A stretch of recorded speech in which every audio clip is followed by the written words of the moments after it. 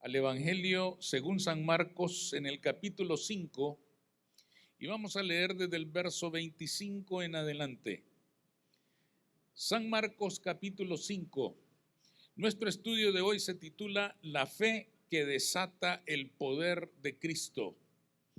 La fe que desata el poder de Cristo.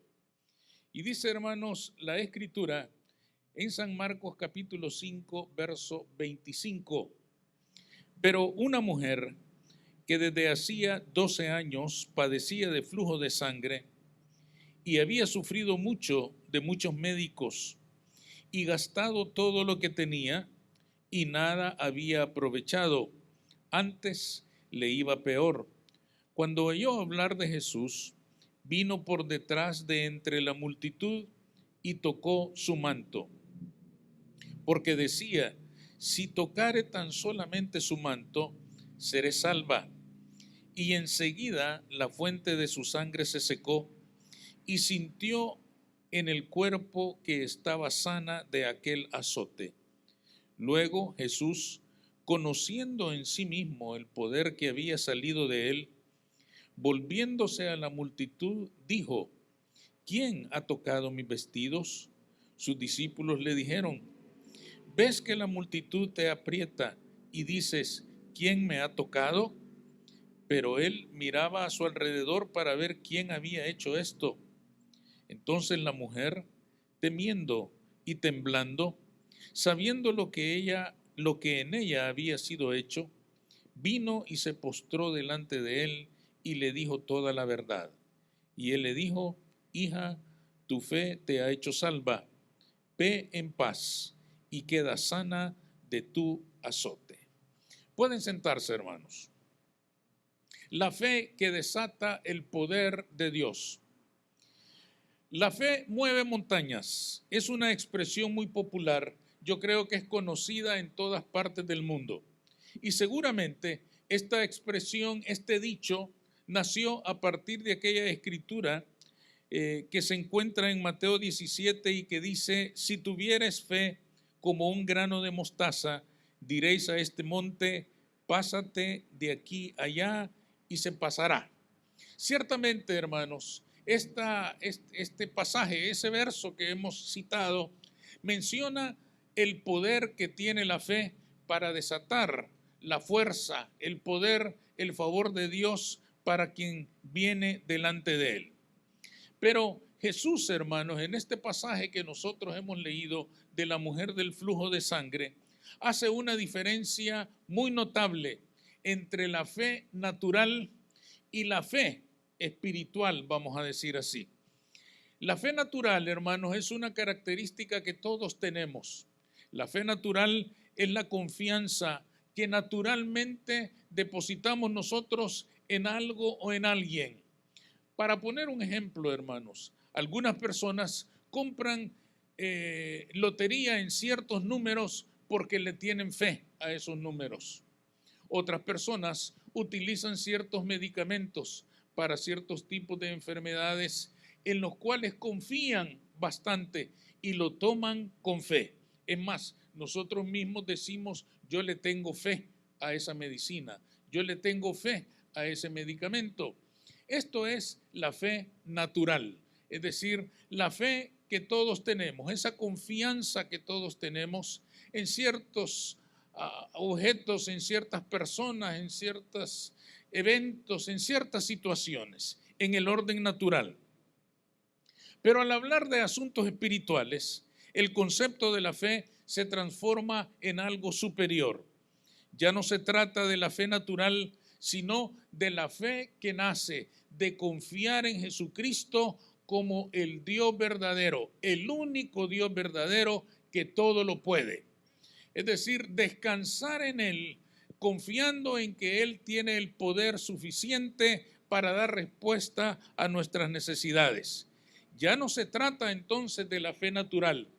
Se trata, hermanos, de una fe que nace de la plena confianza que tenemos en Jesucristo como nuestro Señor y Salvador. Esa es la fe que mueve montañas. Esa es la fe que provoca que el poder de Dios se desate en nuestra vida. Pero ¿Qué características tiene esa fe que mueve montañas? ¿Qué características tiene esa fe que desata el poder de Dios en nuestra vida?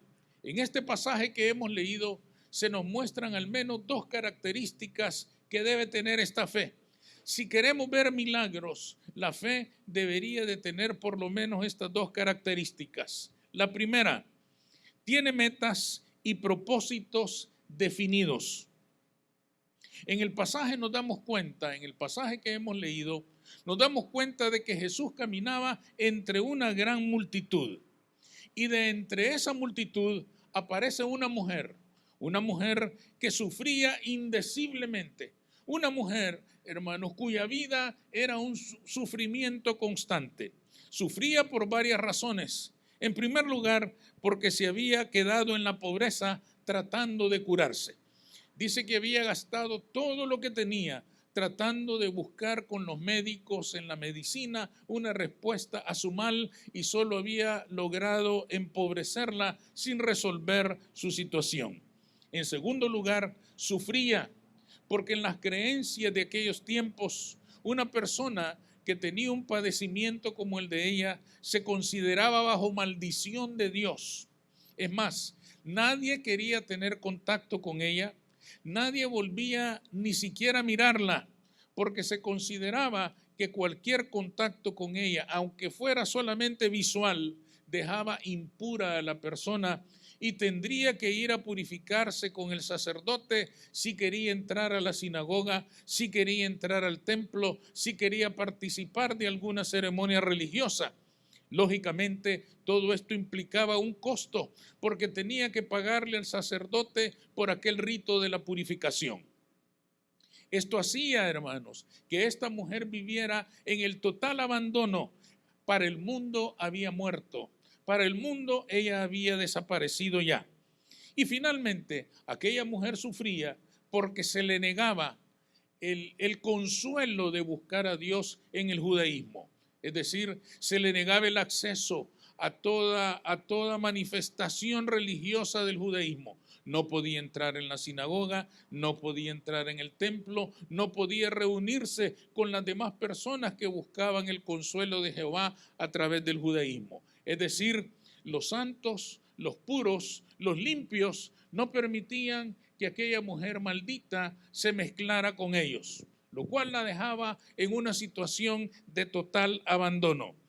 Es por todo esto, hermanos, que en su desesperación, esta mujer en silencio, sin decírselo a nadie, se mezcla entre aquella multitud y dice: tengo que buscar al Señor porque solo Él puede sacarme de esta situación. Tiene que haber sido así, hermanos, es decir, tiene que haber buscado ella en medio de la multitud el contacto con Jesús, porque el Señor mismo pregunta: ¿quién me ha tocado? De entre la multitud, hermanos, el Señor siente aquel contacto, el Señor siente aquel contacto de fe a través de esta mujer y pregunta: ¿quién me ha tocado? Los discípulos mismos le dicen: si la multitud te aprieta y tú nos preguntas quién te ha tocado, para los discípulos aquella pregunta no tenía sentido, porque le estaban diciendo: Señor, si todo mundo te está tocando aquí y tú preguntas quién me ha tocado, pero el Señor preguntaba quién me ha tocado porque Él también había percibido que alguien se había acercado a Él con una actitud diferente, con una actitud de plena confianza, con la actitud de alguien que sabía qué es lo que quería del maestro. El pasaje nos dice en el verso 28 que la mujer decía: si tan solo tocare el borde de su manto, seré salva.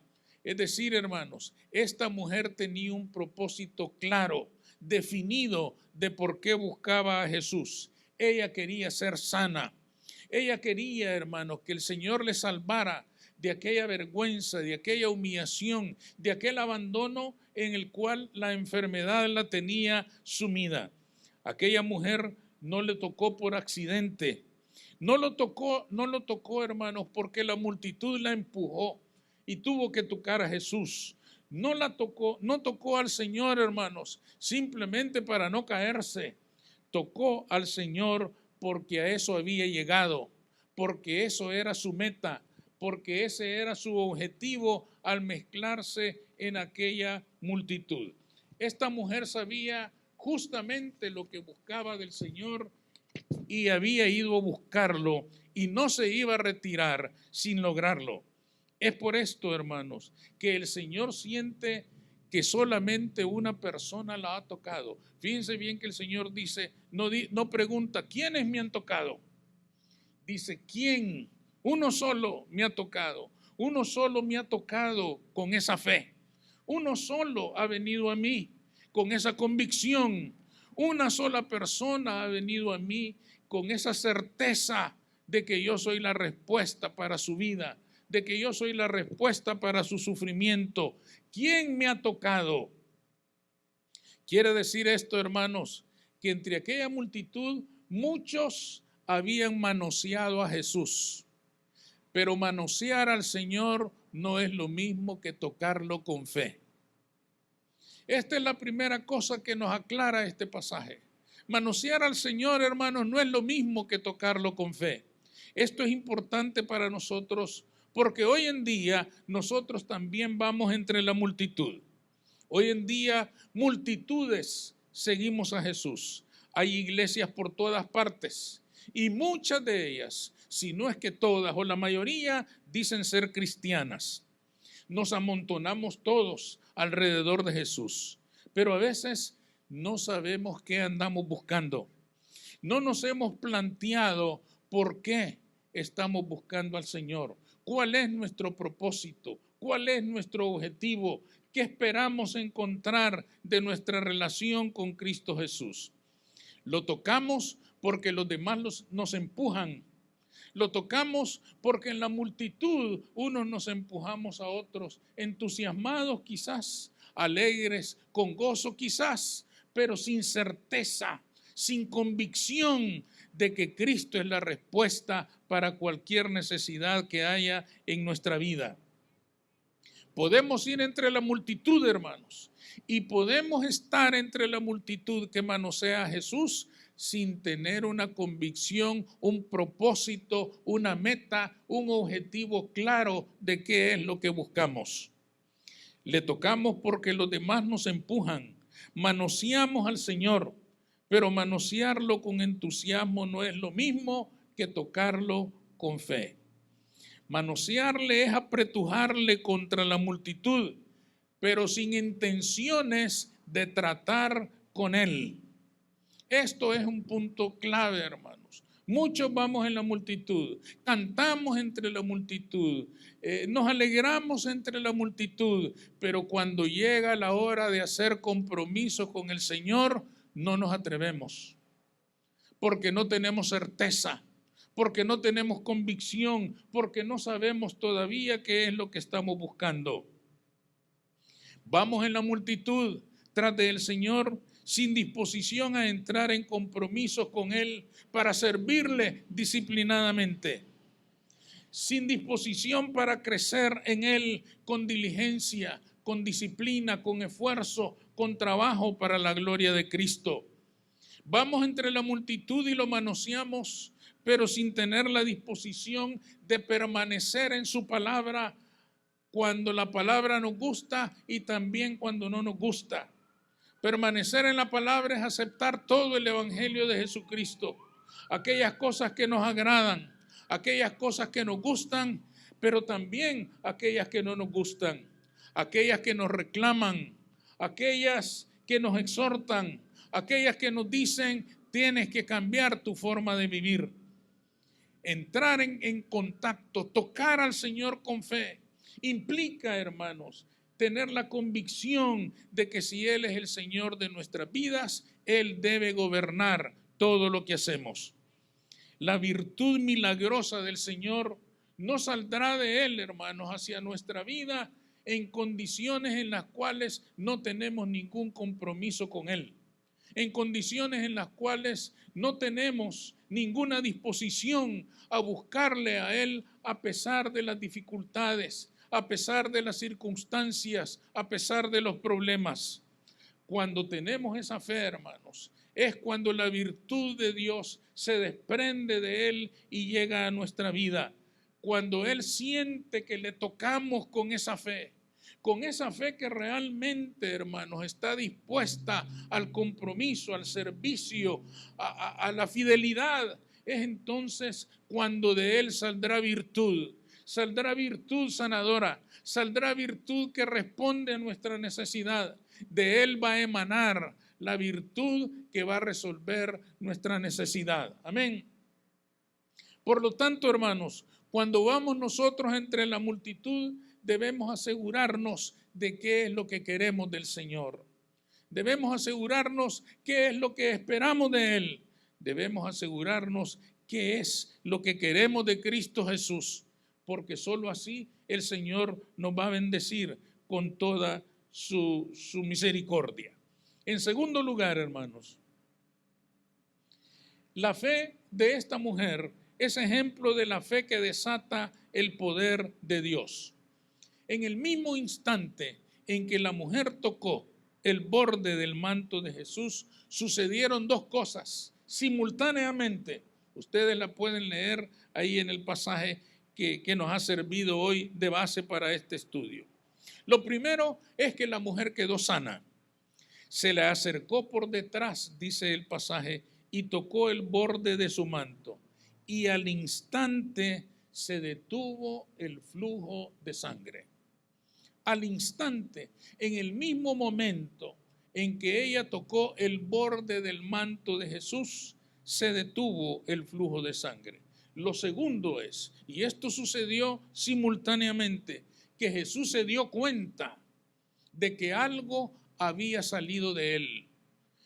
Jesús se da cuenta de que ha salido de él algo suyo, ha salido de él algo de su poder, ha salido de él algo de su misericordia, en una medida tan intensa y poderosa que él lo puede percibir. Y es entonces que pregunta, ¿quién me ha tocado? ¿Quién ha tocado mis vestidos? ¿Quién ha venido a mí con esa convicción? Es importante este milagro, hermanos, porque es un milagro tan tremendo en el cual Jesús ni siquiera tuvo que pronunciar una palabra. Jesús no le tuvo que decir a la mujer, sé sana. O no le tuvo que decir como a Bartimeo el ciego, ¿qué quieres que te haga? Y aquel ciego le dijo, devuélveme la vista. En este caso no fue así. Jesús no tuvo que decir nada. La fe de la mujer desató su poder sanador. La fe de la mujer, hermanos, desató aquella fuerza sobrenatural que la dejó sana en un instante, que la liberó de aquella prisión tan terrible a la que había sido sometida por causa de su enfermedad. En el mismo momento, hermanos, lo sintió la mujer y lo sintió el Señor. Los dos se dieron cuenta instantáneamente de aquello que había sucedido, de aquello que había pasado. Los milagros del Señor, hermanos, en aquel momento estaban disponibles para todo el que lo buscara. De entre la multitud, cualquiera que lo buscara con esa fe iba a tener también una respuesta similar. Pero no todos tenían fe para que aquello sucediera. Esto nos tiene que llamar la atención a nosotros, hermanos. Era una multitud. La multitud lo apretaba. La multitud estaba alegre. La multitud estaba gozosa. La multitud estaba quizás hasta cantando, hermano, feliz porque estaban frente al que hacía milagros, pero no estaban buscando nada. Pero no tenían fe en que aquel hombre realmente podía ser la respuesta para sus vidas. Le faltaba la fe que tenía aquella mujer. Ella sí lo tenía. Y por eso, si ustedes revisan el texto, el Señor, cuando ella le explica lo que había pasado, fíjense qué interesante es esto. El Señor dice, ¿quién me ha tocado? Nadie responde. Entonces la mujer le dice la verdad. Señor, fui yo. porque estoy enferma y esto y aquello y lo otro, y sé que solo tú me puedes sanar. Después de escuchar la explicación, el Señor le dice, tu fe te ha salvado. Es decir, eres sana. Y no solo eso, eres salva. Eres sana y eres salva. Tu fe ha movido la montaña que pesaba sobre ti y ahora eras totalmente libre. Aquel milagro, hermanos, le traía a la mujer no solo la sanidad de su cuerpo, sino también la paz que anhelaba su alma ante tanta angustia, ante tanto sufrimiento, ante tanta aflicción que había llenado su vida por causa de su enfermedad.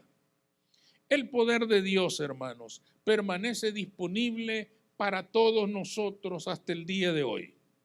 La gran pregunta es si tenemos la fe para desatarlo. El poder de Dios está ahí. Su corazón es para nosotros, es por nosotros, es con nosotros. El Señor está en toda la disposición de derramar sobre nosotros toda su bendición. Pero ¿tendremos nosotros la fe suficiente para creer que realmente Él quiere responder a nuestras necesidades?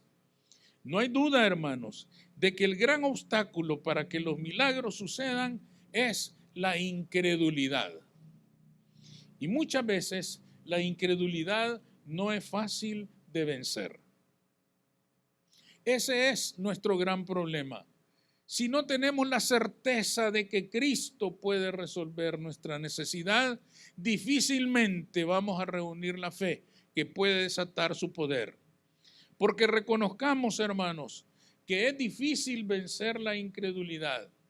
Y al mismo tiempo reconozcamos que es fácil que la incredulidad nos venza a nosotros. ¿Cuándo nos vence la incredulidad? Una de las formas en las cuales la incredulidad tiene victoria en nuestra vida es porque nos hace creer que ya no hay esperanza. Y nosotros dejamos de clamar, y nosotros dejamos de orar, y nosotros dejamos de decirle al Señor, de pedir, de interceder por el milagro que queremos ver en nuestra vida. Esta es una de las formas en que la incredulidad nos derrota. La incredulidad nos hace creer que ya no hay esperanza. La incredulidad nos hace creer que nuestro problema ya no tiene solución. Y nosotros, hermanos, desafortunadamente aceptamos esa mentira, aceptamos esa falsedad y pensamos que en nuestra situación ya no tenemos esperanza.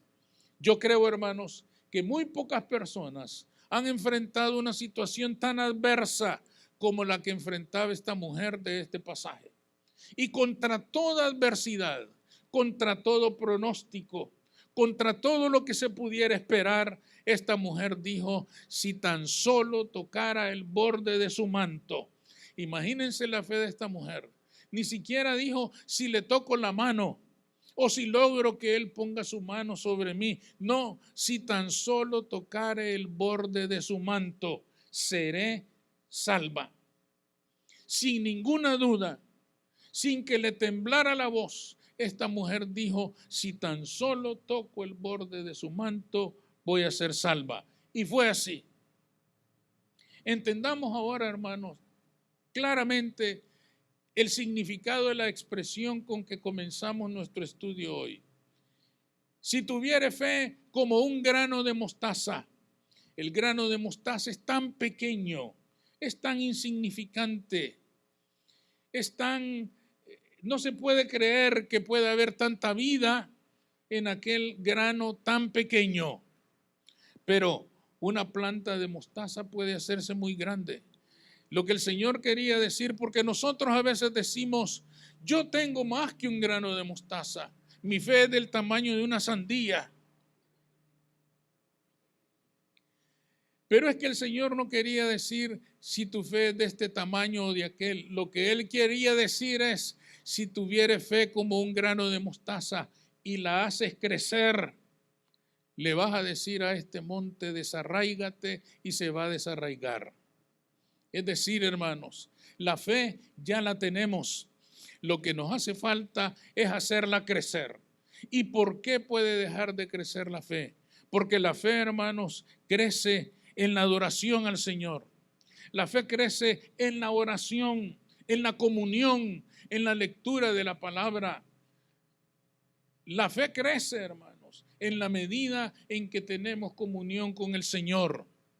Es por esto, hermanos, que a veces nuestra fe sigue siendo un grano de mostaza cuando debería ser ya una planta frondosa que comenzara a mostrar fuerza, que comenzara a mostrar crecimiento y desarrollo. Es nuestra responsabilidad entonces comprender en base a este pasaje, hermanos, que la tarea nuestra es hacer que nuestra fe crezca hasta el punto de tener una confianza plena en Jesucristo, hasta el punto de no abrigar ni la más mínima duda de que Jesucristo tiene el poder, la fuerza, la gloria, la soberanía para responder a nuestra necesidad, para hacer un milagro en nuestra vida y para traer salvación a la vida de cada uno de nosotros. Amén. Por lo tanto, tenemos que hacer crecer ese grano de mostaza. Tenemos que llevarlo al desarrollo y esto se va a desarrollar en la comunión con Cristo, en la búsqueda del Señor a pesar de las dificultades, en el ir con la multitud, pero ir con la multitud hasta tocar el manto del Señor y entonces se desatará el poder de su gloria y la bendición va a llegar a nuestra vida. Cualquiera que sea lo que estamos buscando, el Señor tiene la respuesta, Él es la respuesta. Vamos a orar. Señor, te damos gracias por tu bendición, por tu palabra. Te damos las gracias, Señor, porque ciertamente todos tenemos necesidades. De alguna forma, en alguna área de nuestra vida, todos tenemos necesidades. Y todos, Señor, te buscamos a ti. Y todos somos parte de la multitud que corre entusiasmada tras de tu presencia. Ayúdanos, Señor, para que estemos seguros de qué es lo que venimos a buscar cuando te buscamos a ti. ¿Qué es lo que esperamos que hagas? ¿Qué es lo que anhelamos que hagas?